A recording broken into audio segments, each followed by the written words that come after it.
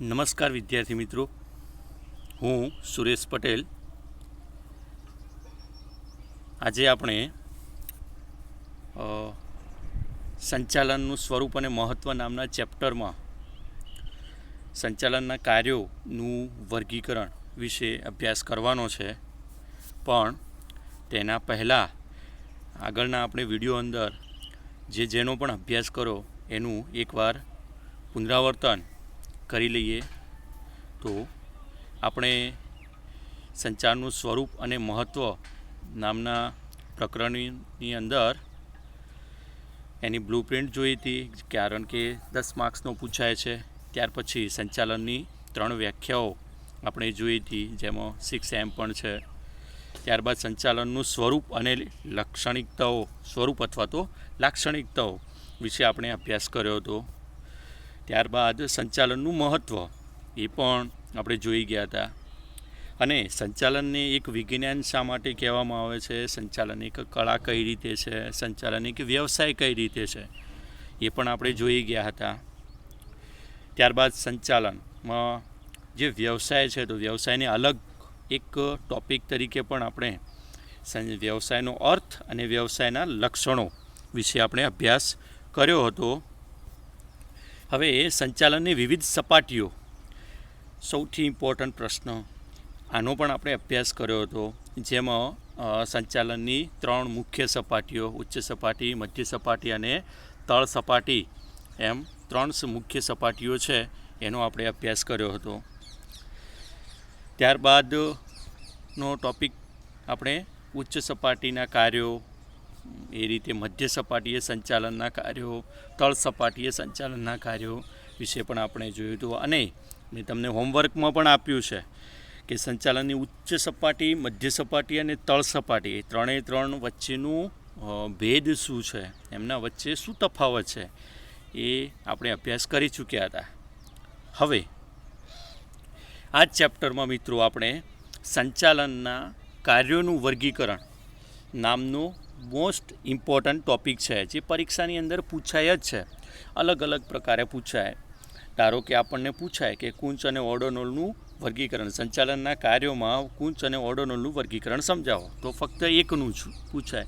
ઘણીવાર આવું પૂછાય કે સંચાલનના કાર્યોનું વર્ગીકરણ ટૂંકમાં સમજાવો, તો આપણે દરેકની આ આકૃતિ દોરી અને ટૂંકમાં સમજાવવાનો પ્રયત્ન કરવાનો હોય છે.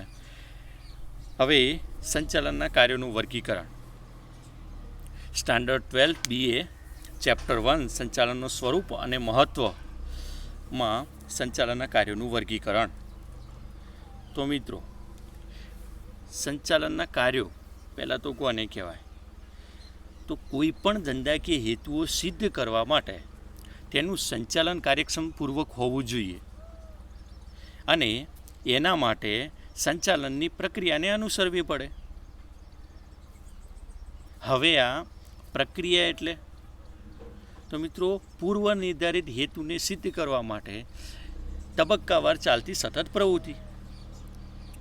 વિદ્યાર્થી મિત્રો, કોઈ પણ એકમ હોય, એના જે હેતુ છે, એનો જે ઉદ્દેશ છે, એને આપણે સિદ્ધ કરવો હોય તો એના માટે જે સંચાલન કાર્યક્ષમ હોવું જોઈએ. અને સંચાલન કાર્યક્ષમ ક્યારે હોઈ શકે? તો જે સંચાલનના જે કાર્યો છે એ વ્યવસ્થિત હોવા જોઈએ.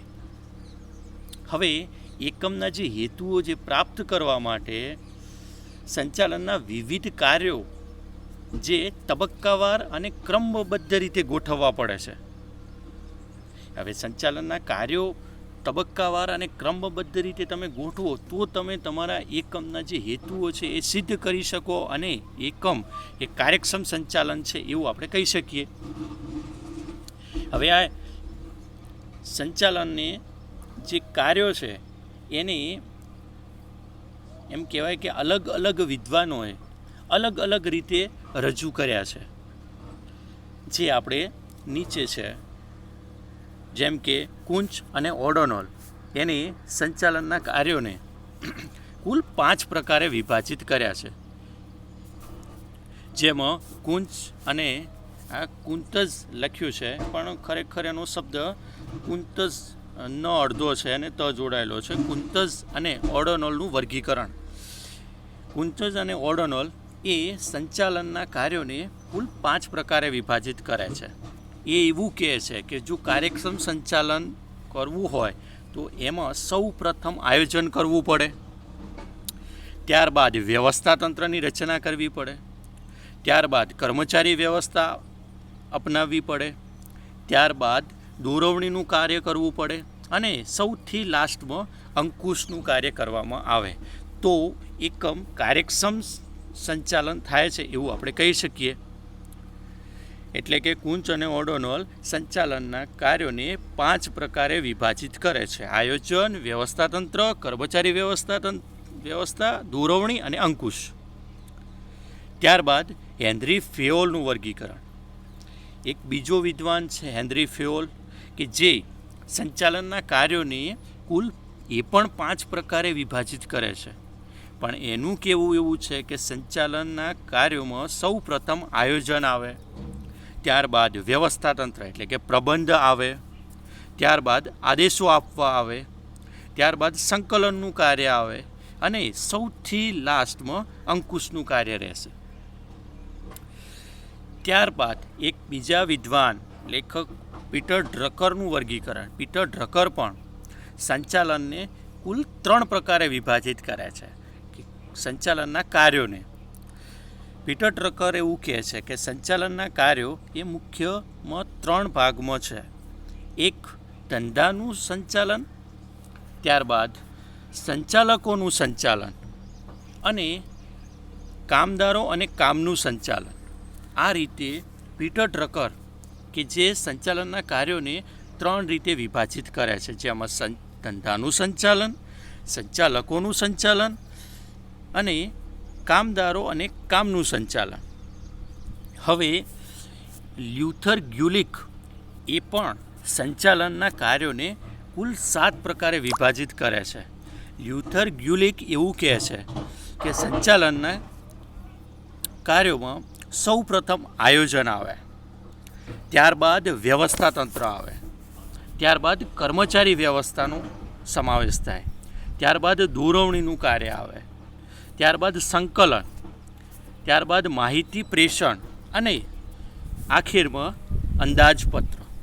આ રીતે લ્યુથર ગ્યુલિક સંચાલનના કાર્યોને 7 પ્રકારે વિભાજિત કરે છે, જેમાં સૌ પ્રથમ આયોજન, પછી વ્યવસ્થાતંત્ર, ત્યારબાદ કર્મચારી વ્યવસ્થા, પછી દોરવણી, પછી સંકલન અને માહિતી પ્રેષણ તથા અંદાજપત્ર. આયોજન, વ્યવસ્થાતંત્ર, કર્મચારી વ્યવસ્થા, દોરવણી, સંકલન, માહિતી પ્રેષણ અને અંદાજપત્ર. મિત્રો, લ્યુથર ગ્યુલિક સંચાલનના કાર્યોને 7 પ્રકારે વિભાજિત કરે છે. અને સૌથી લાસ્ટમાં ડૉક્ટર જ્યોર્જ ટેરીનું વર્ગીકરણ.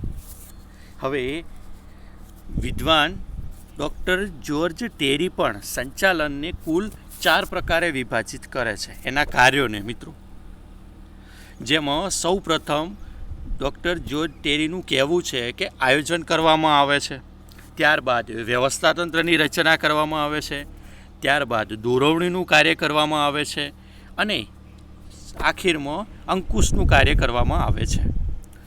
તો મિત્રો, સંચાલનના કાર્યોનું વર્ગીકરણની આ આકૃતિ મોસ્ટ આઈએમપી છે. તમારે તમારા જે હોમવર્ક કે અલગ એસાઇનમેન્ટ તરીકે તમે ચોપડો બનાવતા હોય એમાં આ આકૃતિ તમારે દરેક જણને ફરજિયાત તમારે લખવાની છે અને તૈયાર કરવાની છે. મિત્રો, આ જે ટૉપિક છે એમાં ઘણી વખત MCQમાં કે 1 માર્ક્સમાં પણ પૂછાય છે. ધારો કે આવું પૂછાય કે કુંચ અને ઓર્ડરનું વર્ગીકરણમાં સંચાલનના કાર્યોને કેટલા પ્રકારે વિભાજિત કર્યું છે, જેમાં 2, 3, 4 કે 5, તો કે સાહેબ 5 પ્રકારે. એ જ રીતે હેનરી ફેયોલ એ સંચાલનના કાર્યોને કેટલા પ્રકારે વર્ગીકૃત કર્યા છે, તો એમાં પણ 5 પ્રકારે. ઘણીવાર લ્યુથર ગ્યુલિકનું પૂછાય છે કે ભાઈ સંચાલનના કાર્યોના વર્ગીકરણમાં લ્યુથર ગ્યુલિકે સંચાલનના કાર્યોને કેટલા પ્રકારે વિભાજિત કર્યા છે, તો એમને 7 પ્રકારે વિભાજિત કર્યા છે. તો મિત્રો, 1 માર્ક્સનું વેરી શોર્ટ ક્વેશ્ચન્સ હોય કે MCQ હોય કે મોટા પ્રશ્નો હોય જેમાં સંચાલનના કાર્યોમાં આપણને એવું કે પૂછાય કે ભાઈ લ્યુથર ગ્યુલિકનું વર્ગીકરણ સમજાવો, તો પણ આપણને આવડવું જોઈએ, જેમાં આયોજન, વ્યવસ્થાતંત્ર, કર્મચારી વ્યવસ્થા, દોરવણી, સંકલન, માહિતી પ્રેષણ અને અંદાજપત્રનો સમાવેશ થાય છે. હવે મિત્રો, આપણે સંચાલનના કાર્યોનું વર્ગીકરણ વિશે તો આછી પાતળી ઉપર ચલી માહિતી આપણે મેળવી, પણ આમાં જે આયોજન છે, જે વ્યવસ્થાતંત્ર છે, જે કર્મચારી વ્યવસ્થા છે, જે દોરવણી છે, જે અંકુશ છે, જે માહિતી પ્રેષણ છે, અંદાજપત્ર છે, સંકલન છે, આ જે ટોપિકો છે એ ટોપિકો વિશે હવે વિસ્તૃતમાં આપણે માહિતી મેળવીશું. અને મિત્રો, આ દરેકના આપણી આ ચોપડીની અંદર દરેકના અલગથી ચેપ્ટરો આપેલા છે, પણ અહીં હવે આને વિશે થોડી ઘણી માહિતી આપણે ત્યારબાદ આપણે મેળવીએ. તો સૌ પ્રથમ આપણે આયોજન વિશે થોડી માહિતી મેળવીએ. તો આયોજન એટલે, જો મિત્રો, આયોજન એટલે કે પ્લાનિંગ. તો એનો આપણે અર્થથી શરૂઆત કરીએ કે અપેક્ષિત પરિણામો હાંસલ કરવા માટે હકીકતોની પસંદગી કરવી. જે પણ આપણા ધ્યેય છે, ઉદ્દેશો છે, જે પણ આપણે અપેક્ષા આપણને છે પરિણામ હાંસલ કરવાની, એની આપણે પસંદગી કરવી, તેમની વચ્ચે આંતરસંબંધો સ્થાપવા અને જરૂરી પ્રવૃત્તિઓના અવલોકન અને ઘડતર માટેનું પૂર્વાનુમાન કરવું એટલે આયોજન. આ એની સર્વસામાન્ય એક વ્યાખ્યા છે. હજી આપણે બીજી વ્યાખ્યા દ્વારા પણ એને સમજવું હોય તો આપણે સમજી શકીએ કે નક્કી કરેલા હેતુને સિદ્ધ કરવા માટે, જે પણ આપણે હેતુ નક્કી કર્યા છે એ હેતુને આપણે સિદ્ધ કરવા માટે કયું કાર્ય કોણે, ક્યારે, કેવી રીતે, કેટલા પ્રમાણમાં કરવાનું છે અને કાર્ય ક્યારે પૂર્ણ કરવાનું છે તેની અગાઉથી કરવામાં આવતી બુદ્ધિપૂર્વકની વિચારણાને આયોજન કહે છે. આ વ્યાખ્યા ઉપરની વ્યાખ્યા કરતાં વધુ સમજવામાં સરળ છે કે જે આપણે હેતુ નક્કી કર્યા હોય, જે ઉદ્દેશો આપણે નક્કી કર્યા હોય, એ ઉદ્દેશોને સિદ્ધ કરવા માટે કોઈ પણ ધંધાકીય એકમ હોય તો મિત્રો, એમાં આપણે સૌ પ્રથમ શું કરીએ? આયોજન કરીએ કે ભાઈ આપણા એકમનો હેતુ શું હશે, નફાનો હશે તો કેટલા નફાનો હશે શરૂઆતમાં, પછી સેવાનો હોય તો કયા પ્રકારની સેવાનો છે. તો જે પણ હેતુ હોય એ હેતુને આપણે સિદ્ધ કરવા માટે આપણે કામ કરવું પડશે. તો એ કયું કામ કરવું પડશે, કોને કરવું પડશે, ક્યારે કરવું પડશે, કેટલા સમયમાં કરવું પડશે, કેટલા પ્રમાણમાં કરવું પડશે અને ક્યારે પૂર્ણ કરવું પડશે, આ બધા જે સવાલો છે એની અગાઉથી બુદ્ધિપૂર્વકની જે વિચારણા કરવામાં આવે મિત્રો, એને આયોજન કહેવાય.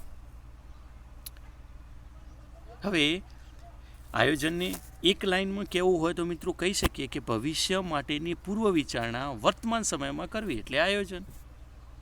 જે ભવિષ્યમાં જે તમારે કામગીરી કરવાની છે એની અત્યારે આપણે જે વિચારણા કરીએ એને આયોજન કહેવાય.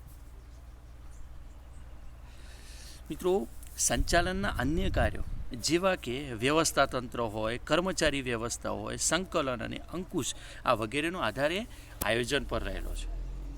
મિત્રો, ગમે એટલું વ્યવસ્થિત તમારું વ્યવસ્થાતંત્ર હોય, વ્યવસ્થાતંત્ર, કર્મચારી વ્યવસ્થા, સંકલન અને અંકુશ વિશે આપણે એના પછીની માં જોઈશું અત્યારે, પણ હાલ બેઝિકમાં કે ગમે એટલું એકમની અંદર વ્યવસ્થાતંત્ર સારું હોય, ગમે એટલું એકમની અંદર કર્મચારી વ્યવસ્થાતંત્ર યોગ્ય હોય, સંકલન એકબીજા એકમો વચ્ચે, એકબીજા વિભાગો વચ્ચે બહુ સુદૃઢ હોય, સારું હોય, અંકુશનું કાર્ય પણ અસરકારક હોય, પણ જો આયોજન જ વ્યવસ્થિત ન હોય તો આ વ્યવસ્થાતંત્ર, કર્મચારી વ્યવસ્થા, સંકલન કે અંકુશનો કોઈ અર્થ રહેતો નથી.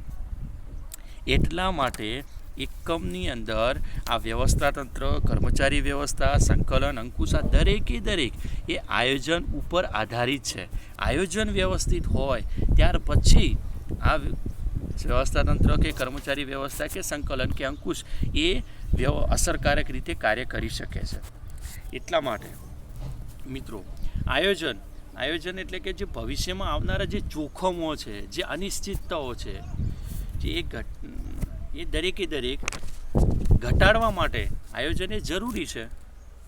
આયોજનના લીધે એકમની બધી જ પ્રવૃત્તિઓ વ્યવસ્થિત બને છે અને ધ્યેય સિદ્ધિનો માર્ગ પણ સરળ બને છે. ધ્યેયને સિદ્ધ કરવા માટે વૈકલ્પિક માર્ગો હોય ત્યારે શ્રેષ્ઠ માર્ગની જો પસંદગી કરવામાં આવે તો એ આયોજન માટે એ બહુ ઉપયોગી સાબિત થાય છે. એટલે કે આયોજનનું કાર્ય એ મૂળભૂત રીતે પસંદગીનું જ કાર્ય છે.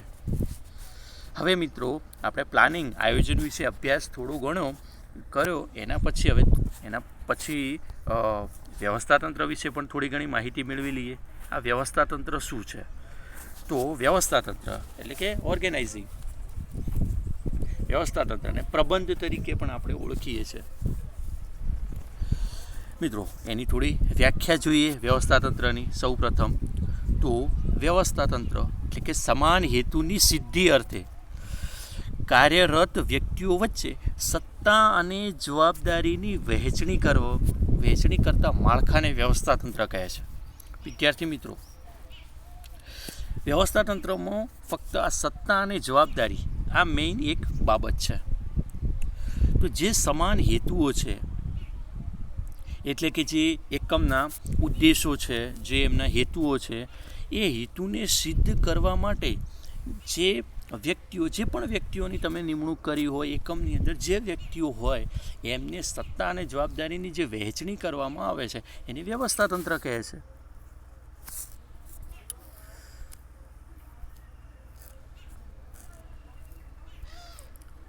ત્યારબાદ એની બીજી રીતે પણ સમજવું હોય તો આપણે સમજીએ કે જે આયોજન દ્વારા જે ઉદ્દેશો, નીતિ, કાર્યક્રમ વગેરે જે નક્કી કરવામાં આવે છે તેને પાર પાડવા માટે વ્યવસ્થાતંત્રની રચના કરવી પડે છે.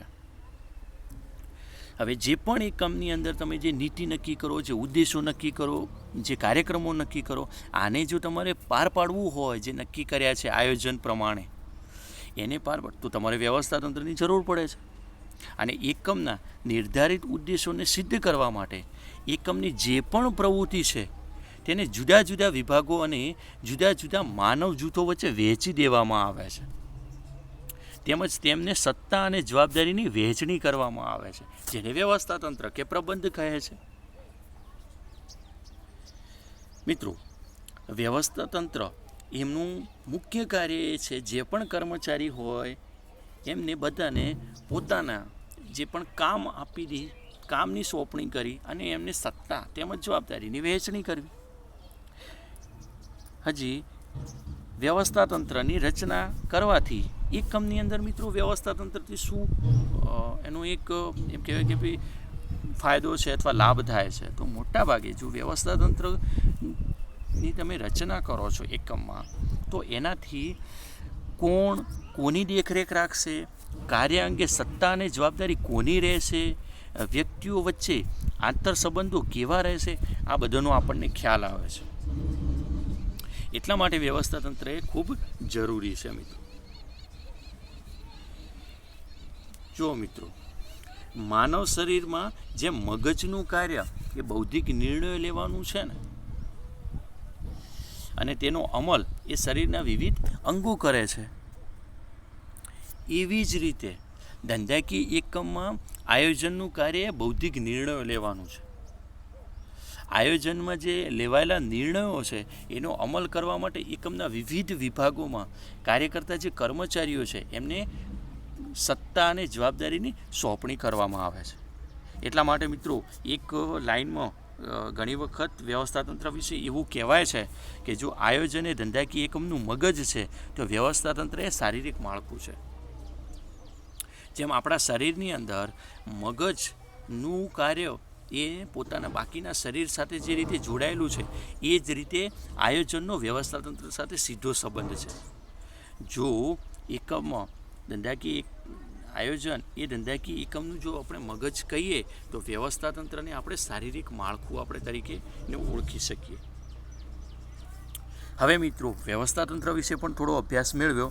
હવે ત્યારબાદ આપણે કર્મચારી વ્યવસ્થાતંત્ર વિશે પણ થોડી માહિતી મેળવી લઈએ.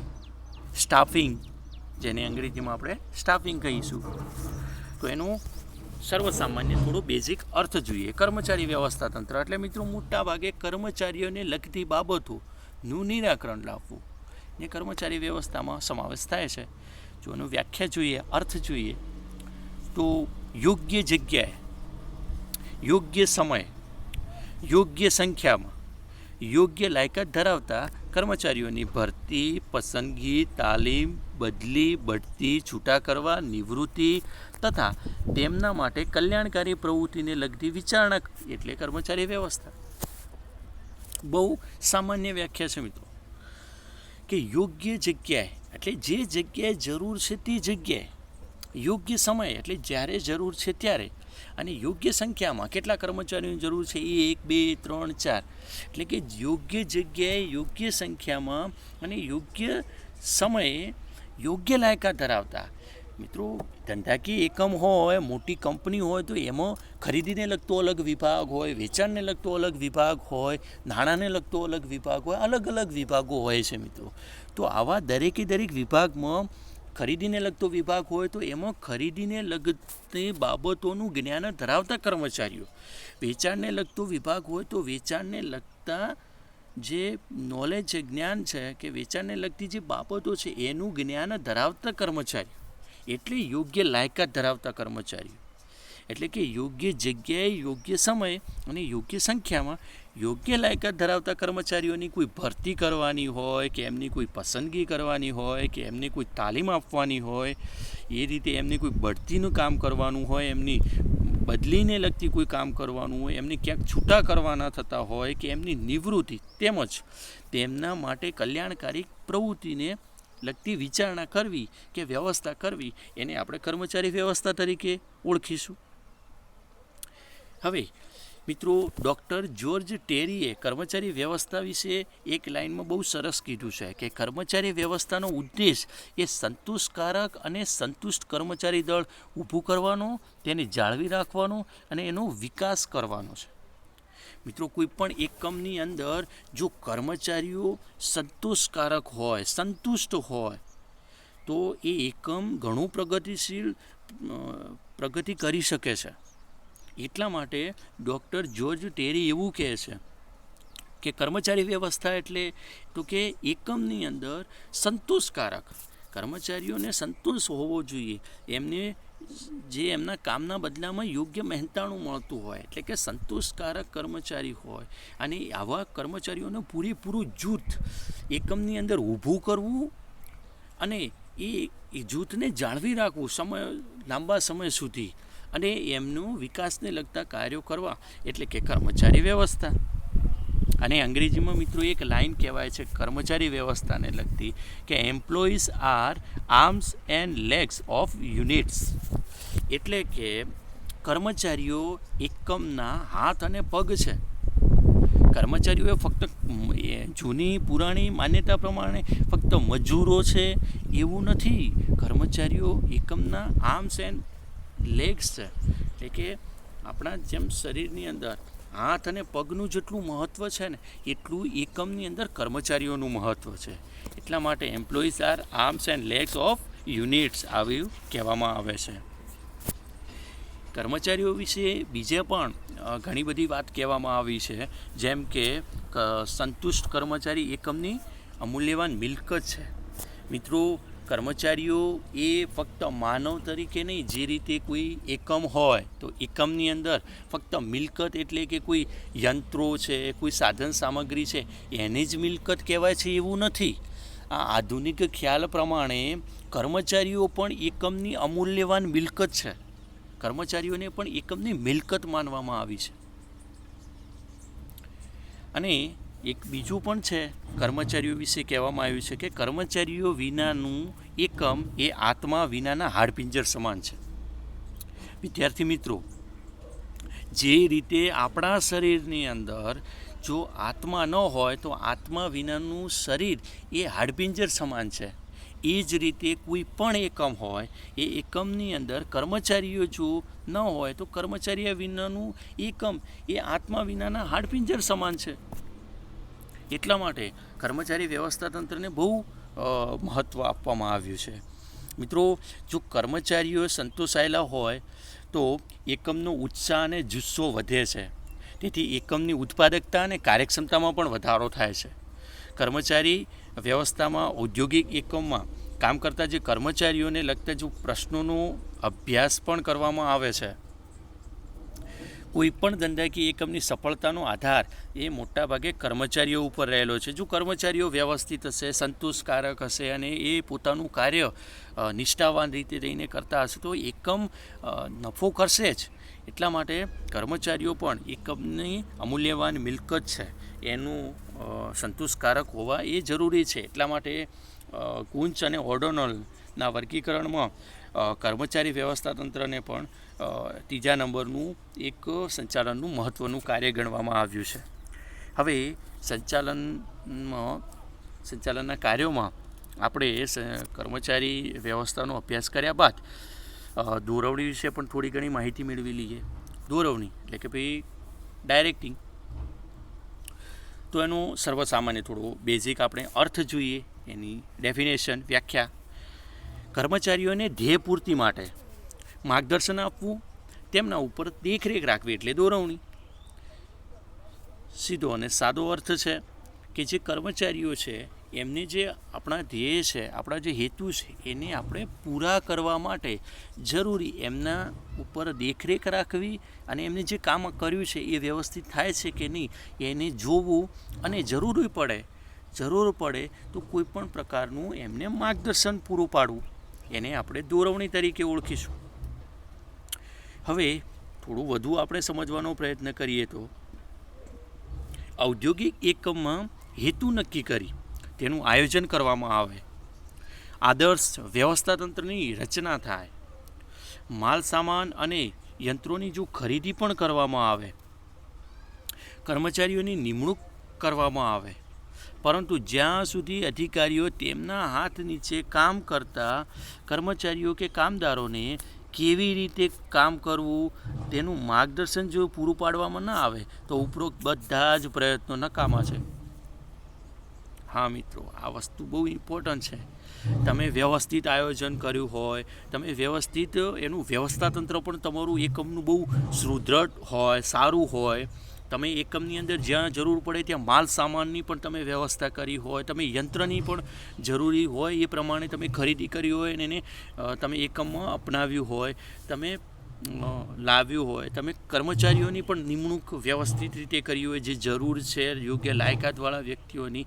પણ જો જે અધિકારીઓ છે કે જે અધિકારીઓના હાથ નીચે કામ કરતા કર્મચારીઓ કે કામદારો છે એમને કયું કાર્ય કેવી રીતે કરવું એનું જો તમે પૂરતું માર્ગદર્શન એમને ના આપ્યું હોય તો આ બધા કાર્યો કોઈ કામના નથી. એટલા માટે દોરવણીનું પણ એટલું જ મહત્ત્વ છે કે એમને યોગ્ય જરૂર પડે એમ માર્ગદર્શન અને એમના ઉપર દેખરેખ રાખવી એ પણ ખૂબ જરૂરી છે. એટલા માટે દોરવણી માટે એવું કહેવાય છે કે દોરવણી વગર સંચાલનના અન્ય કાર્યો એ નિરર્થક છે. ત્યારબાદ દોરવણી એ સંચાલનની દરેક સપાટીએ અને સતત ચાલતી પ્રક્રિયા છે. દોરવણીનું કાર્ય એ ફક્ત એક જગ્યાએ નહીં, આયોજનમાં પણ જરૂરી છે, વ્યવસ્થાતંત્ર પણ જરૂરી છે, કર્મચારી વ્યવસ્થાતંત્ર, દોરવણી અને અંકુશ, આ જે સંચાલનના કાર્યો છે એમાં ઉચ્ચ સપાટી હોય તો ત્યાં પણ જરૂરી છે, મધ્ય સપાટીએ પણ જરૂરી છે અને તળ સપાટીએ પણ જરૂરી છે. દરેક સપાટીએ આ દોરવણીનું કાર્ય જરૂરી છે અને એકવાર નહીં, એ સતત ચાલ્યા કરે છે. થોડા સમય ફરીથી એનું માર્ગદર્શન એને આપવામાં આવે છે, થોડા સમય પછી દરેક બાબતો માટે, એટલે કે સતત ચાલતી પ્રક્રિયા છે અને એ દરેક ઉચ્ચ સપાટી હોય, મધ્ય સપાટી હોય કે તળ સપાટી હોય, દોરવણીનું કાર્ય દરેક સપાટીએ જરૂરી છે.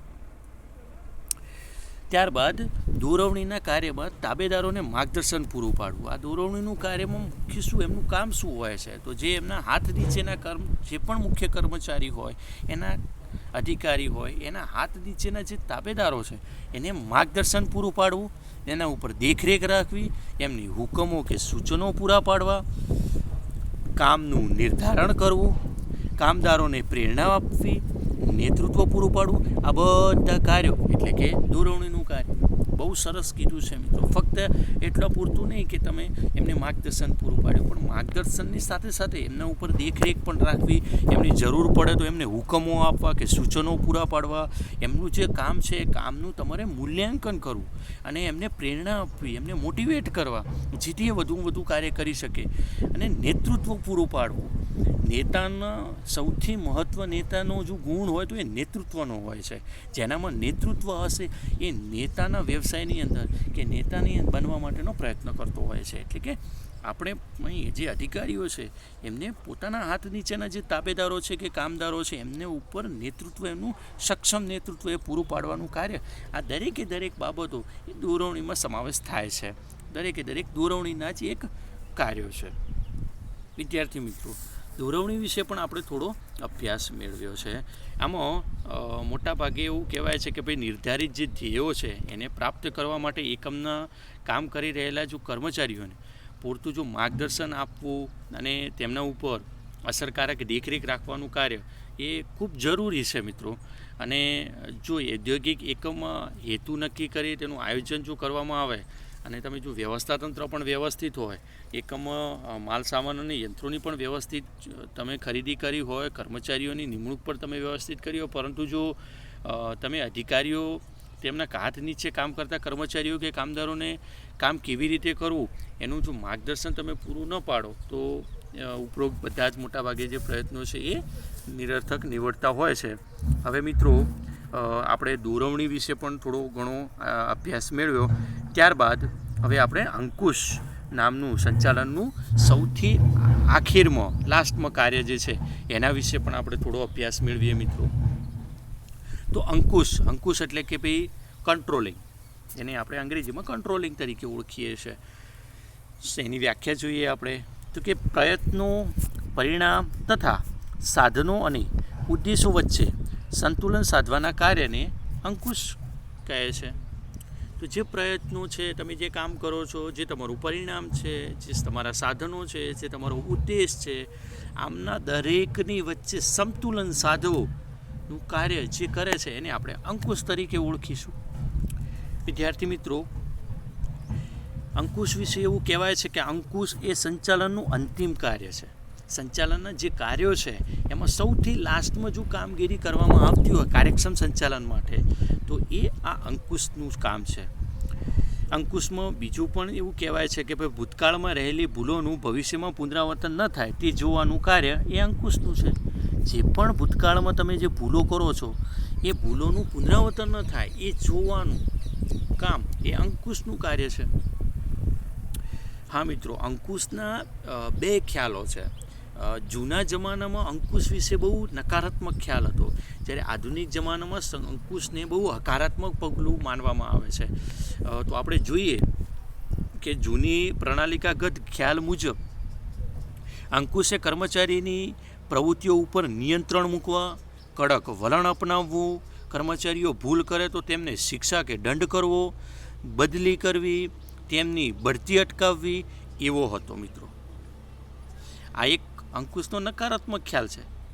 અંકુશ એટલે કે કોઈ ઉપર નિયંત્રણ મૂકવા, કે એમના ઉપર કડક કાર્યવાહી કરવી, કે જો ભૂલ કરે તો એમને શિક્ષા કરવી, કે એમની બદલી અટકાવી નાખવી, કે એમની બઢતી અટકાવી નાખવી, આવો એની બદલી કરવી કે બઢતી અટકાવી નાખવી, આવો ખ્યાલ એ નકારાત્મક ખ્યાલ છે. અંકુશનું કાર્ય આ નથી. અંકુશ તો એક હકારાત્મક પગલું છે મિત્રો. આધુનિક સમયમાં અંકુશનો ખ્યાલ હકારાત્મક છે. તે સુધારાલક્ષી પ્રવૃત્તિ છે, કારણ કે અંકુશનું કાર્ય થઈ રહેલા કાર્યને અટકાવતું નથી, પરંતુ જે કાર્ય આયોજન મુજબ ન થતું હોય તો તેને અટકાવી તેને સાચી દિશામાં લઈ જવાનું છે. અંકુશનું કાર્ય કોઈ કામને અટકાવવાનું નથી મિત્રો. અંકુશે કોઈ કામને અટકાવવા માટે નથી. અંકુશનું કાર્ય તો જે કામ થઈ રહ્યું છે એ કામ વ્યવસ્થિત થતું ન હોય તો તેને તે જ જગ્યાએ સ્ટોપ કરી કે તેને ઊભું રાખી અને એની સાચી દિશામાં કે જે દિશામાં આપણે કાર્ય કરવાનું છે એ દિશામાં એને વાળવાનું છે, એ દિશામાં એને લઈ જવાનું છે. એટલે અંકુશ એક હકારાત્મક પગલું છે વિદ્યાર્થી મિત્રો. હવે આપણે અંકુશ એટલે કે જે પ્રયત્નો, પરિણામો અને સાધનો તથા ઉદ્દેશો વચ્ચે સંતુલન સાધવાના કાર્યને અંકુશ કહે છે. અને અંકુશનું કાર્ય એ સંચાલનનું અંતિમ કાર્ય છે. એ ભવિષ્યમાં જે રહેલી ભૂલો છે એ ન થાય એ જોવાનું એનું કામ છે. અને જૂનો અને આધુનિક ખ્યાલ એના વિશે આપણે અભ્યાસ કર્યો. હવે ત્યારબાદ આપણે નવો ટૉપિક વિશે આપણે થોડો અભ્યાસ કરીએ. સંચાલનના કાર્યોનું વર્ગીકરણ વિશે, આયોજન, વ્યવસ્થાતંત્ર, કર્મચારી વ્યવસ્થા, દોરવણીને અંકુશ વિશે જોયા પછી નેક્સ્ટ સંચાલનના સ્વરૂપ અને મહત્ત્વમાં આપણે એક સંકલન કરીને અલગથી ટોપિક આવે છે, ઘણીવાર પરીક્ષાની અંદર પૂછાતું હોય છે.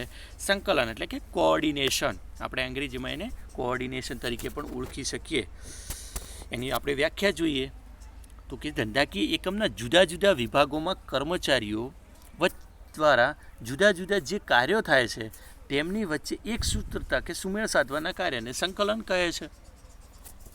એકમની અંદર અલગ અલગ મિત્રો વિભાગો હોય છે, તમને ખ્યાલ છે, આગળ આપણે જોઈ ગયા કે ભાઈ આયોજન એનો એવું કહેવાય છે કે ભાઈ ઉત્પાદનને લગતો વિભાગ હોય, વેચાણને લગતો વિભાગ હોય, અલગ અલગ વિભાગો છે, નાણાંને લગતો વિભાગ હોય, કર્મચારીને લગતો અલગથી વિભાગ હોય. તો એવા જે પણ વિભાગો છે એ દરેકે દરેક વિભાગો વચ્ચે એક સૂત્રતા કે સુમેળ સાધવાના કાર્યને સંકલન કહે છે. હવે સંકલન પ્રક્રિયાના દરેક તબક્કે જરૂરી છે મિત્રો. સંકલન એ સંચાલનની જે અલગ અલગ તબક્કાઓ છે, જેમ કે આયોજન, વ્યવસ્થાતંત્ર, કર્મચારી વ્યવસ્થાતંત્ર, દોરવણી, અંકુશ, એ જે પણ તબક્કાઓ છે દરેકે દરેક જગ્યાએ જરૂરી છે. આયોજનથી માંડીને અંકુશ સુધી સંકલન એ આવશ્યક છે. સંકલન દ્વારા ધ્યેય સિદ્ધિની ખાતરી મળે છે મિત્રો. સંકલનથી એકમનું કોઈ પણ કાર્ય રહી જતું નથી કે બેવડાતું નથી. હા મિત્રો, આ બહુ ઇમ્પોર્ટન્ટ છે. સંકલનથી કોઈ પણ કાર્ય, જો એકબીજા કર્મચારીઓ વચ્ચે સંકલનનો અભાવ હોય તો જે કામદારે ઓલરેડી કામ કરી નાખ્યું છે બીજો કામદાર પણ એ જ કામ કરશે, એટલે કામ બેવડાશે. જો સંકલન હોય, સુમેળ હોય, એકબીજા સાથે વાતચીત હોય, એમના વચ્ચે કોઓર્ડિનેશન હોય તો કોઈ કામ બેવડાતું પણ નથી અને કોઈ કામ રહી પણ જતું નથી. તેથી એકમની કામગીરી છે સરળ બને છે. એટલા માટે દરેકે દરેક સંચાલનના કાર્યોમાં આ સંકલન બહુ જરૂરી છે મિત્રો. હવે એ સંકલનની લાક્ષણિકતાઓ વિશે પણ આપણે થોડો મિત્રો ફટાફટ અભ્યાસ કરીએ. વિડીયો થોડો મોટો થઈ રહ્યો છે પણ ફટાફટ આપણે જોઈ લઈએ સંકલનની લાક્ષણિકતાઓ. મિત્રો, આયોજનથી અંકુશ સુધી દરેક કાર્ય કરતી વખતે સંકલન જરૂરી પડે છે. તેથી સંચાલન પ્રક્રિયા સંકલન વગર શક્ય નથી. આપણે આગળ જોયું કે જે સંકલનની પ્રથમ લાક્ષણિકતા કે ભાઈ એ આયોજનથી માંડીને અંકુશ દરેકે દરેક એમ કહેવાય કે સંચાલનના કાર્યમાં એની જરૂર પડતી હોય છે. એટલા માટે આયોજનથી અંકુશ સુધી દરેક કાર્ય કરતી વખતે સંકલનની જરૂર પડે છે. તેથી સંચાલન પ્રક્રિયા સંકલન વગર શક્ય જ નથી. સંકલન સંચાલનની દરેક સપાટીએ થતું કાર્ય છે. હા મિત્રો, ઉચ્ચ સપાટી હોય, મધ્ય સપાટી હોય કે તળ સપાટી હોય, દરેકે દરેક સપાટીએ સંકલનનું કાર્ય થતું હોય છે. ત્યારબાદ સંકલનની સફળતા માટે માહિતી સંચારની વ્યવસ્થા કાર્યક્ષમ હોવી જોઈએ. જો તમારું સંકલન સફળ બનાવવું હોય તો માહિતી સંચાર એટલે કે માહિતીની આપ-લે કરવાની પ્રક્રિયાને માહિતી સંચાર કહે છે. તો એ માહિતી સંચારની વ્યવસ્થા કાર્યક્ષમ હોવી જોઈએ. ઉત્પાદનને લગતો વિભાગ હોય અને વેચાણને લગતો વિભાગ હોય, આમના બંને વચ્ચે જો સુમેળ ન હોય તો એકમની અંદર એ જો કોઈ એકમનું ઉત્પાદન કરવાનું હોય તો કઈ રીતે કરી શકે છે. એટલા માટે અહીં દરેકે દરેક ક્ષેત્રની અંદર એ જરૂરી છે, એકબીજા એકમો વચ્ચે એ હોવું બહુ જરૂરી છે. ત્યારબાદ મિત્રો પોઈન્ટ છે કે સહકાર વગર સંકલન શક્ય નથી. એકમની વિવિધ પ્રવૃત્તિઓ વચ્ચે સંકલન જળવાય તે માટે વિવિધ પ્રવૃત્તિઓ સાથે સંકળાયેલ દરેક કર્મચારીઓનો સહકાર જરૂરી બને છે. વિદ્યાર્થી મિત્રો, કોઈ પણ કાર્ય એ સહકાર વગર શક્ય જ નથી. તો સંકલનનું કામ જ સહકાર અને એકસૂત્રતા અને સુમેળ સાધવાનું છે. એટલે કર્મચારીઓ જો સહકાર ના આપે તો સંકલનનું કાર્ય ક્યારેય શક્ય થઈ શકે તેમ નથી. એટલે એકમની જે વિવિધ પ્રવૃત્તિઓ વચ્ચે જો સંકલન જાળવવું હોય અને એમની વચ્ચે એ સંકલન જળવાઈ રહે તે માટે સહકાર જરૂરી છે. એટલે એવું કહેવાય છે કે સહકાર વગર એ સંકલન શક્ય નથી. ત્યાર પછીનો પાંચમો પોઈન્ટ છે મિત્રો કે ધંધાકીય એકમના સાધનોનો મહત્તમ ઉપયોગ સંકલન દ્વારા શક્ય બને છે. જો એકમની અંદર જે પણ એકમ સાધનો છે, જે પણ યંત્રો છે, એ માનવ સંપત્તિ છે, એ દરેકે દરેકનો જો મહત્તમ ઉપયોગ કરવો હોય તો એના માટે સંકલન આવશ્યક છે. જો સંકલન હશે તો મેક્સિમમ વધુમાં વધુ સાધન સંપત્તિનો ઉપયોગ કરી એકમના જે ધ્યેયો છે, ઉદ્દેશો છે, એ એના સમય કરતાં પણ આપણે વહેલા પ્રાપ્ત કરી શકીશું. જે ટાર્ગેટો છે એને આપણે હાંસિલ કરી શકીશું. ત્યાર પછીનો પોઈન્ટ છે કે સંચાલનના દરેક કાર્યમાં સંકલન સમાયેલું છે. તેથી સંકલનને સંચાલનનો આત્મા કહે છે. બહુ સરસ મિત્રો. સંચાલનના દરેક કાર્યોમાં આપણે આગળ જોયું કે સંચાલન એ આયોજન, વ્યવસ્થાતંત્ર, કર્મચારી વ્યવસ્થાતંત્ર, દોરવણી, અંકુશ દરેક જગ્યાએ જોવા મળે છે. એટલા માટે સંકલનને સંચાલનનો આત્મા તરીકે પણ ઓળખવામાં આવે છે. ત્યારબાદ મિત્રો આપણે સંચાલનની અર્થ અને એની લાક્ષણિકતાનો અભ્યાસ કર્યા બાદ હવે સંકલનની આપણે મહત્ત્વ વિશે પણ થોડો અભ્યાસ કરીએ. સંકલનનું મહત્ત્વ મિત્રો, સંકલન એ એકમની અંદર કેમ જરૂરી છે? તો સંકલનથી સંચાલનના જુદા જુદા કાર્યો જેવા કે આયોજન, વ્યવસ્થાતંત્ર, દોરવણી, અંકુશ વગેરે અસરકારક બને છે. કોઈપણ એકમની અંદર સંકલનનું કાર્ય એટલા માટે જરૂરી છે કે એનાથી આયોજન પણ વ્યવસ્થિત થાય, વ્યવસ્થાતંત્ર પણ અસરકારક બને, દોરવણીનું કાર્ય પણ જે જરૂરી છે એ પ્રમાણે શક્ય બને છે, અને અંકુશ એ પણ અસરકારક નીવડે છે. એ સંકલનના લીધે શક્ય બને છે. એટલા માટે સંકલન એ ખૂબ જરૂરી છે એકમમાં. ત્યારબાદ સંકલનને કારણે એકમના બધા જ કાર્યો સરળતાથી શક્ય બને છે. આગળ આપણે જોયું કે દરેક સપાટીએ હોય છે સંકલન. એટલા માટે એકમના જે પણ કાર્યો હોય એ કાર્યો સરળતાથી પ્રાપ્ત થાય છે. ત્યાર પછીનો પોઈન્ટ છે મિત્રો કે ભાઈ સંકલનથી એકમનું કોઈ કામ રહી જતું નથી અને બેવડાતું નથી. હા મિત્રો, આગળ આપણે આ પણ જોઈ ગયા કે દરેક સપાટીએ જો સંકલન વ્યવસ્થિત હોય તો કામદારો જે છે એ કોઈ કામદાર એકનું એક કામ બે કામદારો ન કરે, અથવા તો કોઈ કામ બીજા ઉપર છોડી મૂકે કે આ કામદારે આ કામ કરી નાખ્યું હશે અને એ કામ રહી પણ જાય. તો આવું જો સંકલન હોય તો આવું બનતું નથી. એટલે સંકલનનું એક મહત્ત્વ, એક એનો ફાયદો એ પણ છે કે એકમનું કોઈ કામ રહી જતું નથી કે એ બેવડાતું પણ નથી. ત્યાર પછીનો મિત્રો મુદ્દો છે ચોથા નંબરનો કે સંકલનથી એકમના જુદા જુદા વિભાગોમાં સંવાદિતતા જળવાય છે. હા મિત્રો, એકમના જે અલગ વિભાગો છે એમના વચ્ચે એક હકારાત્મક અભિગમ જળવાઈ રહે છે. આ સંકલનને લીધે શક્ય બને છે. કારણ કે જે વાતચીત થાય છે એનાથી એક સુમેળ વાતાવરણ ઊભું થાય છે, એક હકારાત્મક અભિગમ ઊભો થાય છે, અને એ આ સંકલનને લીધે શક્ય બને છે. એટલે એનું એક મહત્ત્વ એ પણ છે કે સંકલનથી એકમની સંવાદિતતા જળવાઈ રહે છે. ત્યાર પછીનો મિત્રો પાંચમો મુદ્દો છે કે ભાઈ સંકલનના વિવિધ વિભાગોના કાર્યો તેના ક્રમ અને સમય વચ્ચે સમતુલ્ય જાળવવાનું કાર્ય એ સંકલનને લીધે શક્ય બને છે.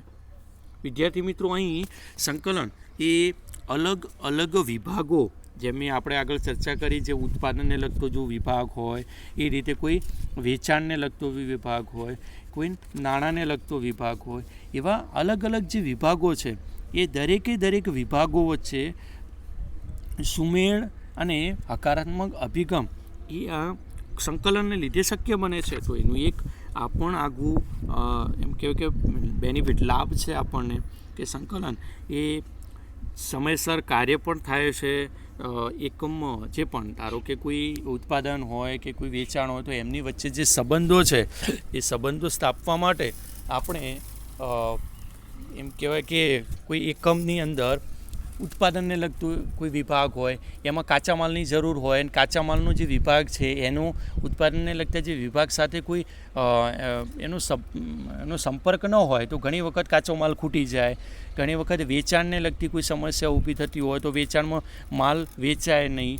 તો આવા ઘણા મિત્રો એકમની અંદર પ્રશ્નો ઊભા થતા હોય. તો જો એમની વચ્ચે જો સંકલન હોય તો એ એમને દરેક સમય, કામ, એમની વચ્ચે સમતુલા જળવવાનું કાર્ય એ સંકલનના રીતે મિત્રો શક્ય બનતું હોય છે. ત્યારબાદ મિત્રો વિડીયો થોડો મોટો થાય છે પણ ફટાફટ આપણે જોઈ લઈએ. સંકલનને લીધે એકમના નક્કી કરેલા હેતુઓને સિદ્ધ કરી શકાય છે. આ પણ મિત્રો બહુ જરૂરી છે કે સંકલન જો વ્યવસ્થિત હોય તો એનો એક લાભ એ છે કે સંકલનના લીધે એકમના નક્કી કરેલા હેતુઓને આપણે સિદ્ધ કરી શકીએ છીએ. મિત્રો, સંકલનનો આપણે અભ્યાસ કર્યો.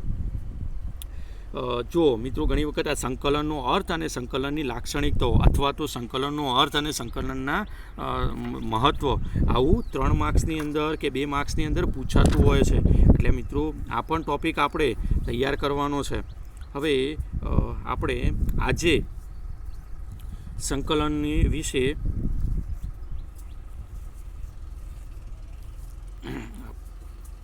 આયોજન, સંચાલનના કાર્યો અને એનું વર્ગીકરણ વિશે અભ્યાસ કર્યો. મિત્રો, આકૃતિ બહુ ઇમ્પોર્ટન્ટ છે, તમારે દરેકને તૈયાર કરવાની છે.